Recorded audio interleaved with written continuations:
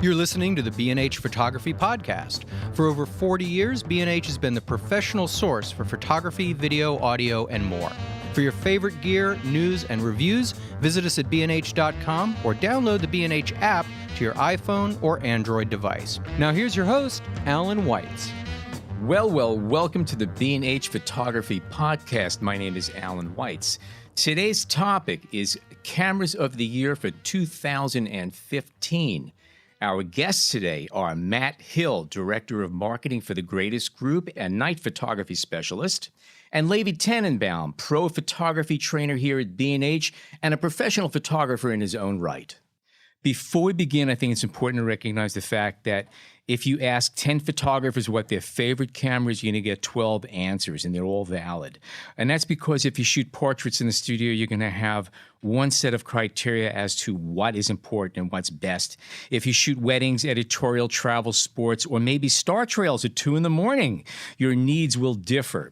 Do you need resolving power, i.e. more megapixels, or do you need fewer pixels with larger photoreceptors for pulling detail out of the darkest shadows? Maybe need double-digit frame rates, 6-digit ISO ratings, or a camera system that's simply smaller and lighter. For many shooters, more pixels mean better pictures, or at the very least, sharper pictures. Canon's EOS 5DS and 5DSR are the current leaders at 50.6 megapixels, closely followed by Sony's 42-megapixel A7R II. Since both of these cameras are on everybody's list of candidates for being the best cameras of this past year, let's begin here. Levi, Matt, guys, shoot it out. Who thinks Canon, who thinks Sony, and why? They're both important cameras. They're both different. You have one DSLR, you have one mirrorless, and their markets kind of are different. I'm just going to jump right in. I think it's amazing that Sony's put out pretty much 6 cameras in 2 years, and each one is a legitimate step up from the next. There is a reason why you would graduate from an A7 to an A7 Mark II, or an A7 to an A7R Mark II, or an A7S to an A7S Mark II. This is the kind of innovation which I'm not sure if Sony can actually keep up, but it's amazing to see within the first 2 generations such nice feature sets at the next camera level. And they have everybody else's attention, too. Oh, yeah. It seems to be relentless to me. I think that they absolutely have intended to dominate the market, and they're putting every available resource into it. And it does have that special, wonderful thing of being able to mount practically any lens. So if you love glass in general, it's a great choice. Yeah, totally agree. And this is actually, I'm going to take the same moment also to talk about the 5DS for a sec. Love the fact that Canon came out with a 50 megapixel. I started off on I think it was a 10D and moved up to 5D when the classic body came out in a 5D Mark II. So my love for Canon goes way back, and I love the fact that they came out with a 50 megapixel camera. I'm just also really annoyed that they didn't increase any of the dynamic range on it or any of the color consistency, which they could have done. It's one of the reasons why I think the D810 and Nikon's been doing so well against them, even at the lower megapixel range. Bigger is not always better. You know, more of the right thing is always better these days. And that transforms into cameras and many other things. You know, like it's well, this is going to sound weird, but it's how you use it that's most important and what people want out of it, right? So 50 megapixels might be totally appropriate for somebody who has to do billboards. That's fantastic. And even that's not necessarily true, because we both know people who've shot with much lower resolution cameras and have produced billboards in similar size. But you can stand 3 feet away from it and have proper resolution. Exactly. Yes. Viewing distance. No two ways about it. So for your fine art photographer who just needs to print a 4 foot by 6 foot on a wall, right, which people are going to stand next to, you're right. Probably paramount. You know, if you just need resolution, then you're going to need those giant file sizes, and you're not going to be banging away a couple thousand shots a day like a wedding photographer. It has absolutely no reason for a wedding photographer to have that. You know, you don't want all of those pores exposed anyway. Well, that's nothing new, because when Contax came out with their original 645 system way back when, and they had the latest generation Zeiss lenses, the biggest complaint about the camera, especially I think it was their 150 or their 180 portrait lens, was that it was too darn sharp. It was sharp. You don't want to shoot human being with that lens because it was just brutal. You had to dumb it down. Now, my feeling has always been, give me all the resolution. I could always soften it down after. There's a limit to how much you could improve upon the resolution, but you could always smooth, you could always fix. And even though I hate depending on post-production for a lot of these things, that is a consideration. So you need a lot of if you can have high resolution, you could always make it dumber. Well, you do the same thing with Portrait 800, you know. You're like, then you're not really dealing with the sharpness. You just had like a lot less resolution on the film. There you go. Right? That's it. Now's a good time to make a comment for CCPP. Get it for $10 a month. So what about the Sony now? How does that fit into things? I mean, I've personally been very, very big on Sony. I have an A7S, and while I would not update for my needs to an A7S Mark II, I would consider the A7R Mark II because I like wide-angle lenses, and that camera, from what I've seen, can handle a 25 and 21 millimeter focal length very well, whereas the original A7R couldn't.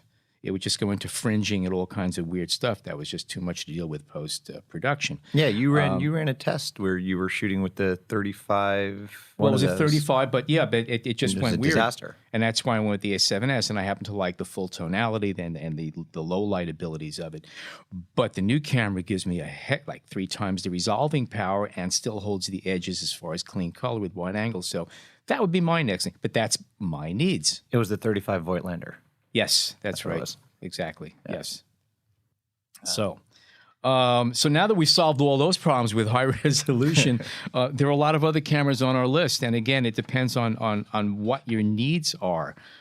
So once you get away from megapixels, where do we go from there? What camera struck your fancy, Matt?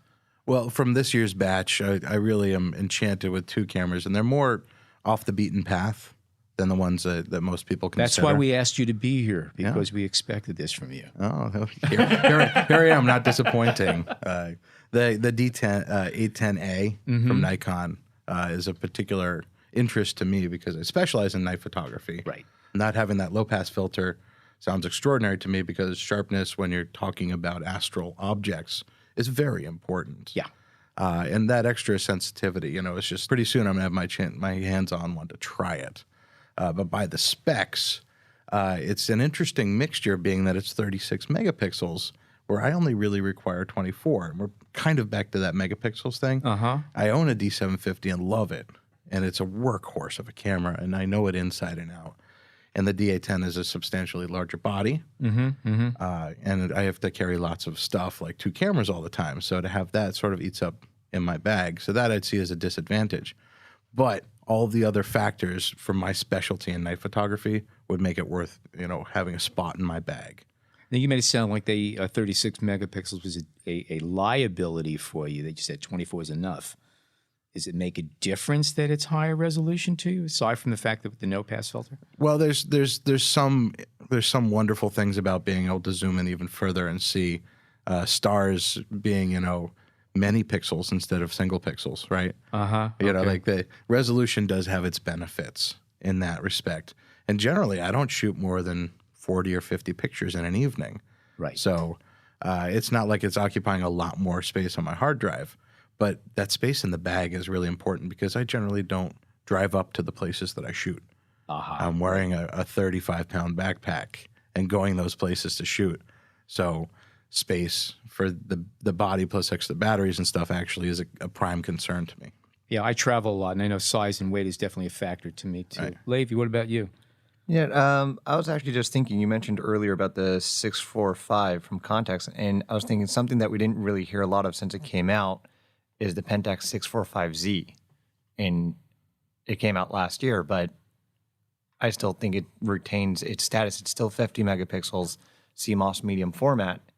Although Canon's now got a 50 megapixel camera, all the medium format cameras all have these 50 megapixel CMOS sensors from Sony. The fact that it comes in at about $8,000 is fully weather sealed and kind of is that introduction to medium format at an affordable level. I still think it's worth a mention, even though it's from last year. No, I agree with you. It's also medium format. And yeah, you have Canon's camera is also 50 megapixel, but 35 millimeter format versus medium format. There's a very different look to the images themselves. Exactly. Just as there's a big difference between a full frame and, say, a 4/3, and definitely point and shoots and a 1-inch sensor. You could find high resolving sensors and cameras in all these formats. The pictures don't look the same, though. They have different looks and feels about it. And unless you've been shooting for a while and using different formats, you may not even recognize that it's more than resolving power. It has to do with depth of field and how the image of the subject is rendered in each different format. And Pentax Color Science is actually really nice. I mean, if you've seen some photos coming out of those cameras, I've gotten a chance to shoot with it, and it's nice. I've seen some pictures that have blown me away from that, and it's if you're doing portraitures especially, great because you have that more limited depth of field with the focal lengths, just by the nature of them being longer to cover the same area. So like that is a really nice thing. On the other hand, for somebody like me who's going to shoot wide and want to get almost everything in focus, I can't go as wide with those as I normally would. Like I shoot with a 15 millimeter normally all the time. Right. And you didn't want to add more weight to your backpack anyhow. Oh gosh, yes. Yeah. Yes, I know. So, but I think it's great that there's still some innovation in the medium format space, especially where everybody has to fight, which is downward the price. Our idea of what perfect or amazing is battling with good enough, and good. That's really where the real battle is now. What is good enough, and the ideas surrounding what is good enough is individual to each person and their clients, right? So that gets back to the heart of the matter here, I think. And then you have it for all photographers. As soon as the new one comes out, we're salivating, we got it, and then we're looking. You're right back out on the rumor site saying, what's coming next? So aside from 35 millimeter, what kind of cameras are exciting this year? I mean, there's been some neat stuff other than 35 millimeter. Fuji X-T1 I was waiting for that. infrared version is. I own an X-T1 and I love it. And being able to shoot IR, I've had IR converted cameras before. This has just an amazing sensitivity where it also covers IR and ultraviolet. And it's strange. Back in the days, I worked for Mamiya, and I had a scientist call me and say, like, can you make this 150 RB lens in ultraviolet with quartz instead of the regular glass that you make? And it's just a great story. Knowing that you can use glass and a sensor these days to record ultraviolet in addition to, because that would have been like a $35,000 prototype to make that lens back then. Now you can pick up a very inexpensive camera and shoot in any frequency that you want. And that's, for art purposes, that just sounds fantastic because you can show people what they can't see, and that's part of the purpose of art. Right. Well put. Plus the fact that the Fuji, you can't put adapters on. It's mirrorless, so therefore you could put any number of lenses you might stumble on. So if you find some obscure lens that happens to be very good for your applications, chances are you could fit it on there. One way or the other, you can get that thing to fit. Absolutely. Like the old screw mount 50 millimeter Russian lens that I have. I could put that on there. Yep. Nice. And it's a special kind of softness around the edges. Yeah, because they don't like to make sharp lenses. I wouldn't qualify them as a they, but some factories didn't. Let's see how much we can scratch this one. I also backed the digital Holga on Kickstarter, so I mean, Oh, fantastic. I love all kinds of cameras, and I try out all different kinds of cameras. They're all for different purposes. Oh, yeah. Levi, you have a lot of interaction with the sales personnel here, guys out on the floor, people on phone sales.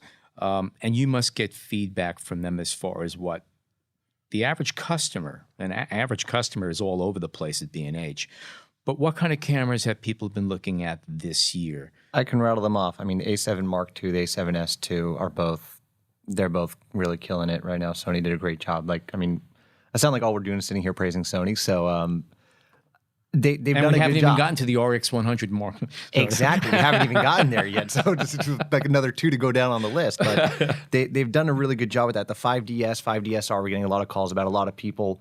I think Canon's been a little bit surprised about who's going for the S versus who's going for the R. Kind of a little bit about what Nikon went through when they came out with the D800. Yeah, and the difference between the two cameras are. Pretty much the main only difference between the two cameras is that the 5DS is 50 megapixels with a low-pass filter, whereas the 5DSR has a second low-pass filter in there to cancel out the effects of a low-pass filter. Essentially, unblurring the blur of your image, which happens on your sensor, essentially making it for the ultimate sharpness or resolution. So again, depending on what your needs are. Exactly. Okay. Yeah. And so that's been really interesting to see. Jumping into point and shoot style cameras or super zooms, the P900 from Nikon with the 83 times zoom. I'm sure people here have seen the photos of the moon with it. Yeah. Crazy cool. This camera is amazing. We did a long lens event. This is actually a great time to plug that our used department has a 1200 millimeter Canon lens in it. And so we took that and the P900 up to our 15th floor over here on 34th and 9th, looked straight down 9th to the Statue of Liberty, which is, I don't know, approximately 4 miles away. And when I'm saying that, it was like a third of the frame is the Statue of Liberty, and the P900 was even closer than that, it's insane. Just the amount of zoom. I think what people find fascinating about this camera is these kind of super zooms have been around for a while. You have 30 times zoom, then they went up to 40, then to 50, and even 60. But now you're doing 83 times zoom. I mean, it's literally, we can spy on people in Jersey. Specifically New Jersey, or is it okay elsewhere? No. Where are you living in, Alan? New Jersey. Beyond 2,000 millimeters, whatever it is. That's also an important thing to take note of, that you do have a camera that will go this ridiculous optical range, and you can wear it around your neck all day or fit it into a coat pocket and travel with it very easily. It's almost it's a no-brainer. The camera is the size of a softball if it's that big. Just under $600. I mean, it's incredible. The one thing I will say about this camera is everyone's going to buy it and they think that they're going to be hand holding 83 times zoom, which is the equivalent of 2,000 millimeters. And while Nikon, this is a great time to also mention that Nikon's VR or vibration reduction in this camera is fantastic. But if you're shooting at 2,000 millimeters, put it on a steady surface or get a small travel tripod. Just get it onto something steady, because as soon as you start zooming in, you will see the difference. Mm-hmm. Actually, I have a tripod for a 4.5 Linhof that would be ideal for that. So. A big wooden one. Like a little peanut sitting on the ball head. But no, that's also true. You do have to stabilize it, but it's very doable, because I know quite often I just walking around Midtown or traveling, whatever, I always seem to spot things that are just really far away that a 200 or 300 millimeter lens just wouldn't get it. Yeah. And then you have the compression and all of that stuff. So that's an enormous, amazing tool. And also, I think we'll all agree that Sony's the RX100, now the Mark IV, the original camera was mind-blowing, and they seem to make an incredible update, for the 4th generation. Now that camera is outstanding, where you could take remarkable pictures that are extremely sharp with lots of latitude.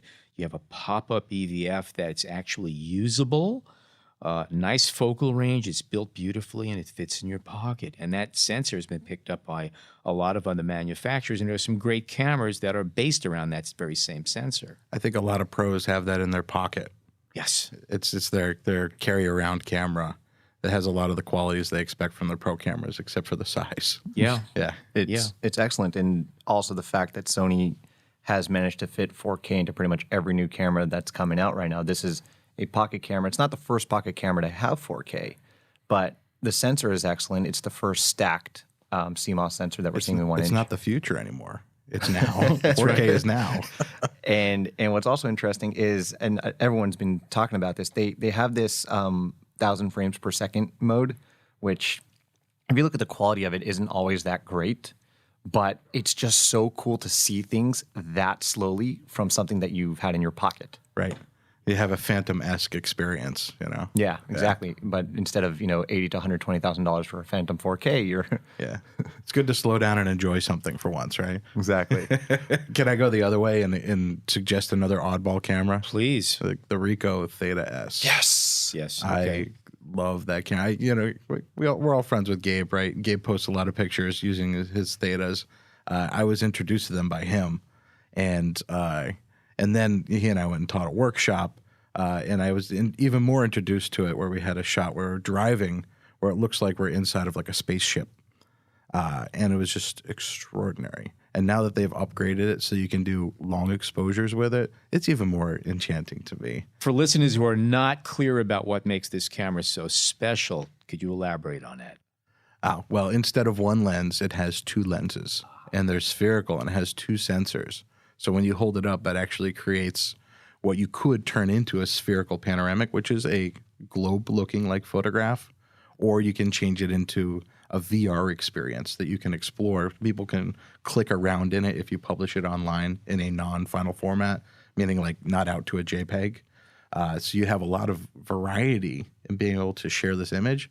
And if you make video with it, then you can, YouTube allows you to post these now. You can make 3D, 360 explorable videos where you can walk through something and people can, with their mouse, move around inside of this and see every direction, up and down, left and right. And it's not even going to be with your mouse. There's a bunch of things coming out where you can either plug your phone into a VR goggle type experience, which then is all based on movement, which is really cool. And just keep in mind that just a few years ago, this kind of technology came out of MIT and was not anything the consumer could even consider purchasing. And now it's available at B&H Photo. And it's smaller than a phone. Exactly. And affordable, which is, again, one of the amazing things about the technologies that are catching up right now. So we live in amazing times. Yes, we we truly do. do. We definitely do. And speaking about smaller than phones and stuff like this, Alan did a great video on the DxO1, which I only think is worth Matt, mentioning. you're chuckling. I believe that we should try every idea we can. Yes. Okay. Some ideas succeed more than others. Exactly. Right? So I'm not, I can go on record for saying that I'm not the biggest fan of the DxO1, but I do like the approach that they're trying over here, that they are trying to do something which doesn't, it's not a Wi-Fi connection. You don't have to worry about your Wi-Fi failing or anything like that. You're plugging it directly into your phone. And you're taking for those of you who don't know, the DxO1 is a little 1-inch sensor camera with I believe it's a 30 or 35 millimeter 1.8 Yeah, optic. 30-something millimeter. It's the size of a walnut, basically. It's very small. It's a really, I think, at its core, it's a really good idea. It's how do you make the phone a better camera? And it just plugs in via your Lightning adapter. For those of you who are Android or Windows, this is not for you yet. But it slips in. But there's certain things which I think at fundamentally which are just kind of wrong with it, which is one of them being that the way that they've created the Lightning adapter just doesn't work if you're holding the phone. No. I mean, sorry, if you're holding the camera, the phone will drop off. And that's just not acceptable in my world. But it does broach a really important topic, which is many people really enjoy the phone that's in their pocket, right? Oh, yeah. So them trying to understand and build something to embrace that approach is really important. It should be explored more. If you haven't seen it or read about it or handled it, again, it's tiny. It has the same sensor that is a 20 megapixel sensor, a backlit CMOS sensor found in the Sony RX100. It is a 32 millimeter lens. It does 1080p video, 30 frames per second. Goes up to ISO 51,000. Does In Super RAW. That's right. It does RAW, JPEG, and DxO Super RAW, which basically shoots 4 RAW images at different ratings and combines them together. So it gives you ridiculously good images, very, very good images, and you could use it as a freestanding camera. You don't have to plug it into your phone. You don't get a viewfinder, and you have no way you're doing it. You just basically shooting from the hip, quite literally. So it's an interesting, versatile camera in many, many ways, and it's goofy to use. Yeah, I mean, it's really, that's I think my biggest issue with the camera. It's a bit goofy. Oh, well, then there's the big question: what is its purpose? You know, like who's going to use it for what purpose? Is it an iPhone accessory, or is the iPhone the accessory for the camera? Right. Well, it's for somebody who already has it, and we all have phones that take very, very good pictures, and many of us still want to carry a point and shoots. So here's an opportunity to have something smaller than the average point and shoot that works with your phone and together. It's a funny argument for it, but again, they did it, and I'm glad they did. Yeah, absolutely. So that's why I really believe it's worth mentioning. It connects one last thought. It connects us to the thing that we find very important lately, which is our connection to other people. Yeah. Right. The Yes. camera is essentially connected to that phone, which allows us to communicate and share with everybody. So it's really reaching to tap that vein. And speaking of interesting things, like jumping a little bit over, we've seen some really interesting technologies coming out of companies like Lytros, Yes. as far as the reshift kind of stuff, refocus, and we've seen it in their cameras. And we've seen it now coming out in Panasonic is kind of having this refocus technology, kind of like a touch technology. Yeah, that's just which is being really introduced. interesting. But on top of that, though, a very interesting approach that we've seen. I think we've all seen this. I think they're beyond Kickstarter. They're beyond funding. Is this light camera, the L16? Yes. Yes, yeah. Which that is a really cool approach to just put multiple lenses on multiple sensors, take a Folded photo, image paths. Yeah. and tile it all together. I mean, I think that is such a cool approach. Well, this past week I was also using a ZTE Axon Pro, which is an unlocked smartphone, and it also has a camera that has 2 lenses, and you can refocus after the fact. You take pictures, you can play around with the depth of field, everything post-capture. So this technology is one of the things that we're going to be seeing a lot of right now. Unfortunately, it's another skill you don't need as a photographer. If you mess up, you could still refocus your picture after the fact and improve upon it. So it's one of those double-edged swords. Would you say that photography is being asked questions by the technology now? Like, what is the purpose of photography now? The technology is. It seems to me that's what's happening. What do you guys think? Before I answer that question, I just need to do a real quick follow-up to my L16 is that it's not available yet. It hasn't come out yet. Right. And that's what I was mentioning about the spring. funding. It's going to be coming out, and they definitely have the prototypes minus software, et cetera, and they've kind of shown stuff. But definitely check out the videos for that. Going back to your esoteric question, though. Well, the L16 is a great example of that, and refocusable photographs. Like our definition of photography is being changed by how people solve it with technology. Yeah, I think photographers of the past, and we definitely saw this with the beginning of digital. Now, I'm quite a few years younger than the other 2 gentlemen over here, so I'm coming at the end of film. Right. And I was there when the actual transition to digital was being made, so I don't have their depth of experience in this. But when I was in photo school, we were still learning in labs, and we still had to process and stuff like that. But at the same time, every class required us to have a digital camera. And I think photographers used to hold on to technique that they were very proud of themselves that they had a certain technical level of expertise. And people would get hired or they were able to set themselves aside just based on their technique alone. And now what I think Matt's bringing up is that now the technique, I could do exactly what Matt does or replicate it 5 or 6 different ways. I would debate that. But yeah. I think it's interesting to talk about with technology. We also have a sort of a knee-jerk reaction going at that. Leica brings out their new monochrome cameras. Right. All right. And I think that that's really, really an interesting thing that now we have cameras that will only shoot black and white. I am especially interested in that. If anybody has seen my work, you know that it's 99% black and white. Right. It's not something that my budget can currently allow for. Why not? But the thought of shooting something purely into that black and white space without it being interpolated, just Yes. a clear, clean, like, here's what the pixels see. Like, it's an honest kind of photograph to me. And I'm Good way not of putting it. You know, like, and what you make from that is an artistic impression of the raw capture, right? You are so purist. I sometimes I am. love it. Yeah. I love it. I am. And I that's why I really like black and white, because you don't get distracted by color. You know, you have to be extraordinary at color. You have to be good at it. You have to be intentional to make really, you know, like rewarding to the viewer color photographs. And in black and white, you have to be great at composition because you can't distract people with color. And tonality. And yeah, like all the classic things that make a photograph. You know, now Leica came out with the monochrome camera, but they also came out with 2 other interesting cameras. Which are this year, fantastic. the Q and the SL. And the Q itself, I had a chance. I spent about a week with that camera, and I was totally in awe of what that camera's capable of doing. It was really, really impressive. It's interesting now that Leica has embraced autofocus. Yay. They seem to be yay, and they seem to have done a good job with it. The Q, you know, for all the people who are going to make this complaint, yes, it's a Leica. You're going to be paying up for it. But at the same time, the Q seems to be really resonating with the crowd. It's kind of in the right space, price-wise. It's kind of what a lot of people were looking for out of Leica. It takes very nice photographs, regardless of whatever criteria you have. The lens is sharp.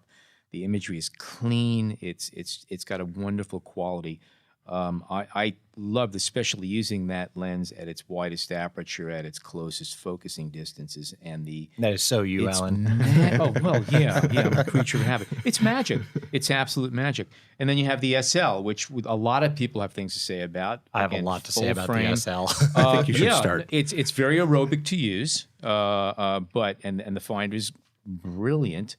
It's But it's a brick. so much amazing technology, and from a company like Leica that prides itself in design, I am amazed by how ugly and unergonomic and heavy and bulky this Tell us camera what is. you really think. Yeah, don't hold back. It's you know what? I think Leica came to fill a very interesting niche over here where it's not a mirrorless camera in size, which I think a lot of people are a little perturbed by, or just wasn't from a professional standpoint. People didn't feel it had the ruggedness, even though you have some fully weather sealed mirrorless It's cameras. built well. It's a mirrorless DSLR, so it's DSLR size. It's something that we're all kind of used to, but it's just I got to play around with it at the show over here when they had PDN NY 2015, and it was just I held that camera and the autofocus is great.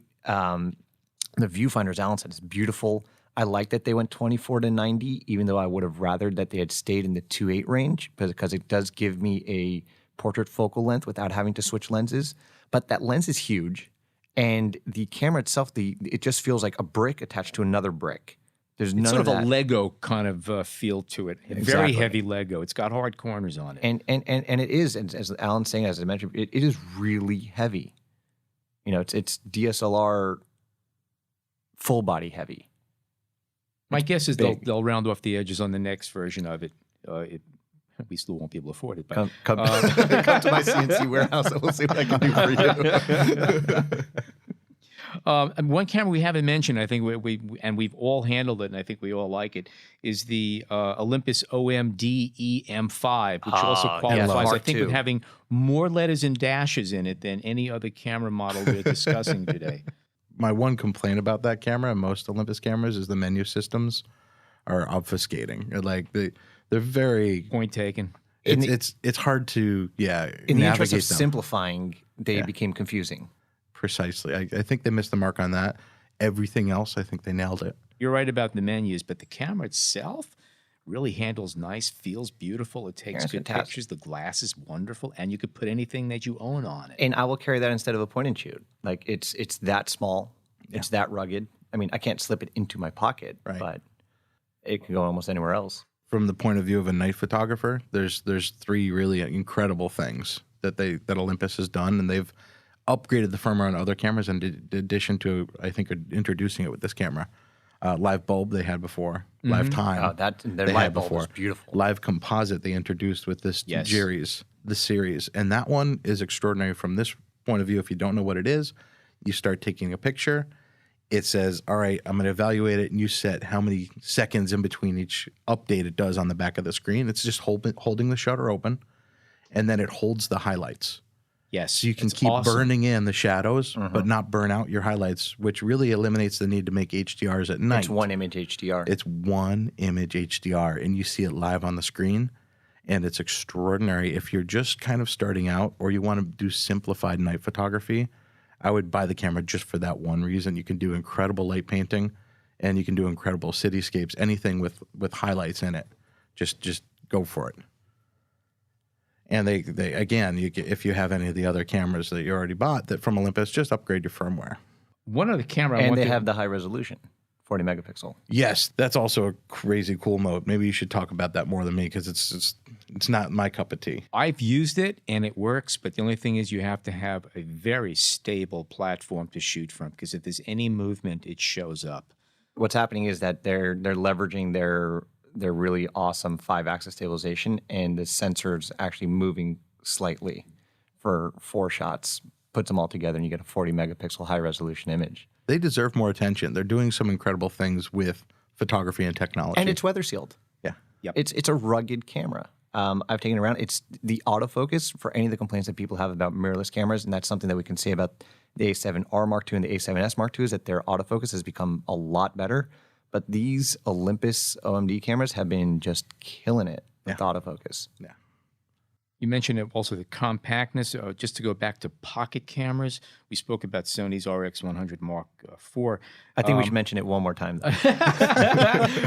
But however, the Olympus Stylus Tough TG4 of course. is also a wonderful camera. I happen to prefer the TG850 and 860 because it goes to 21 millimeter, but this camera is built tougher, has a few extra features which are really nice. But these little rugged point and shoots are really wonderful because you could take them anywhere. They could be trashed, they could be dropped, you could throw them in the ocean. They can go through anything and they keep working. If you're a parent, these are great cameras. Do you ever give a camera to a 4-year-old or a 5-year-old? These cameras can take it. So whenever I have friends or family that say they're looking for a camera, I push them towards these little rugged point and shoots because the kids could trash them and they still work. They last for years under the worst environments. These are great cameras for anyone. Even I call them little fun cameras because some people they want to get like really nice point and shoot cameras, but then they're worried about their 3-inch touchback LCD screen and they're worried about a lot of different things. It's not just to throw it into your bag and take it wherever you go. Whereas these kind of cameras, like Alan's pointing out, they're just so rugged. Just go anywhere with them. You don't have to worry short of losing them or dropping them off a cliff. I think one of the weakest points of any point and shoot are those little tiny little metal blades that open and close in front of the lens to protect it because you look at them the wrong way and they're destroyed, whereas all these rugged point and shoots, they have glass portals of shatterproof glass. You could jam them all you want. They're fine. And to go back to your point about giving them to kids, you're creating young photographers when you do that too. Yes. So how do we compare this year's cameras to the previous year's cameras? Do you guys think this has been more of an exciting year? You're a little bit disappointed. And what would you like to see for the next year? I know where I'm going with that, but compared to where we've been, you're a little bit let down. You expected better news. Oh, I think that Sony knocked it out of the park. I'm personally not going to invest in that yet, because I am firmly in love with my D750. Mm-hmm. It has all of the features that I want. I have all of the lenses that I want. I don't mind carrying the extra weight because I know the camera inside and out and in the dark. I can operate it with motor memory, and the images are exactly what I expect and are way better than what I upgraded from, which was a camera from 4 years before that. So it is everything that I want and more. And then the X-T1 being my backup to that is also just like the little body with an adapter. I can use all my Nikon lenses on it, or the one lens that I got with it that's the Fuji lens as my walk-around camera. As you're talking, I'm going back to my opening statement that it's hard to say what is the best camera. And what you just said is dead on, because the cameras that you're talking about are not necessarily the best cameras that each of those manufacturers make. In fact, they're definitely not the flagships. However, they are the cameras that do exactly what you need them to do for the work that you do. Indeed, and I did a lot of research. The D750 is a great camera. Is it the quote-unquote best camera that Nikon makes? Well, again, depends on what you need. So some people say it would be, the D4. But no, in your case, the 750 is the best because you have specific needs. And I think that's an important thing when you go to buy a camera. Know what your needs are. Precisely. Because the best camera, according to the polls, is not necessarily the best camera. Most likely it's not the best camera for your needs. When you are going to buy a camera, some things to look at this year. What are the systems that you're buying into? For some people, the A7Rs are a great type of camera. There's a whole bunch of customizability. There's a whole bunch of stuff that you get to do. There's all these adapters and stuff like that. For someone who wants to maybe do something of a simpler and more traditional approach, that's not the camera for them. Something within a Canon or a Nikon traditional SLR might be a much better setup. You're going to have more widespread knowledge and forums to deal with it. You can probably have friends who already own stuff for these. So all that kind of stuff is really stuff to take into mind. How the warranties, or if anything gets damaged, where are you going to go to repair them? These are all very important things which are usually not touched on when you talk to gearheads or tech geeks like us, where we're just fanboys. Exactly. I had a really nasty comment that I was not going to say now. Oh, come on. But I think that's one of the things that people really need to be interested in. Like, how can I grow within a system is I think very important for people to ask themselves who are starting to become serious about photography. What are the accessories that are available for these types of cameras? Right. few years ago, the 5D Mark III was by far the camera to get because just anywhere you turned, there was something about it. There was so much information, so many accessories that run off of its batteries, yada, yada, yada. Speaking of which, Canon, why did you not release a 5D Mark IV this year? I don't know. Question mark, question mark, question mark. Because I think this would have been an ideal year for that. I would have only used one question mark. But I have more questions than you do. I'm from the grammar police. So, Sir, put your hands on top of the vehicle.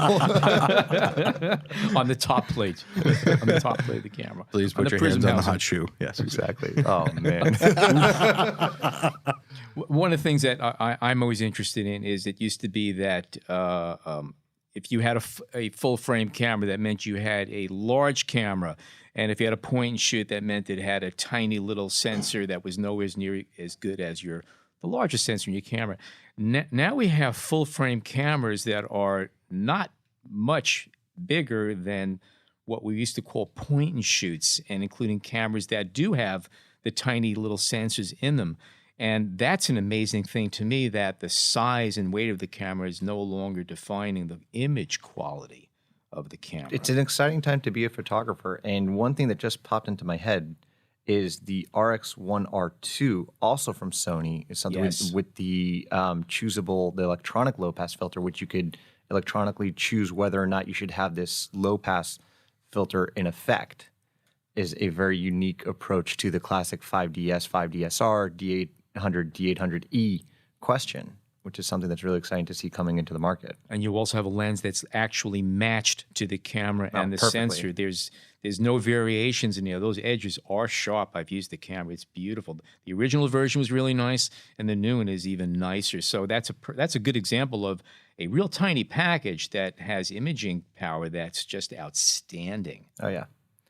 And just my thoughts on this year's cameras. I'm really excited to see most of the manufacturers seem to really be listening to what the crowd wants, and they're throwing a lot of stuff. They're really packing up their systems now, and they're really trying to be competitive in innovation.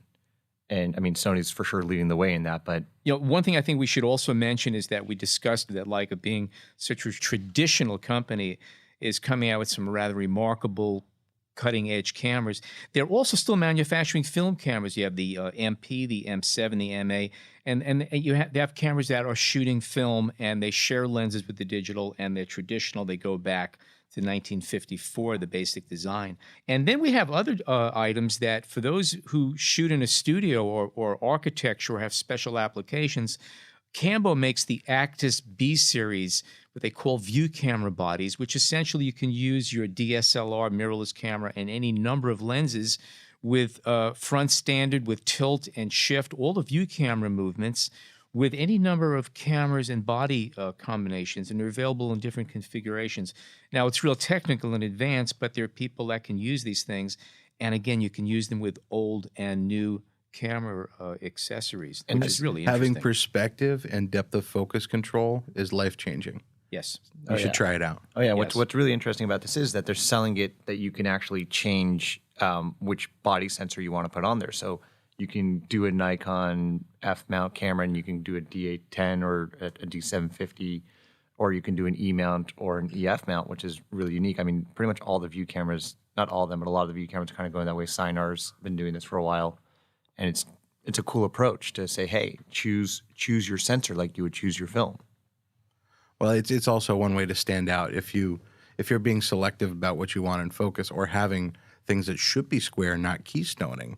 Those two characteristics of having front and rear standard control are just, like, they're hallmarks of great imagery. Yes.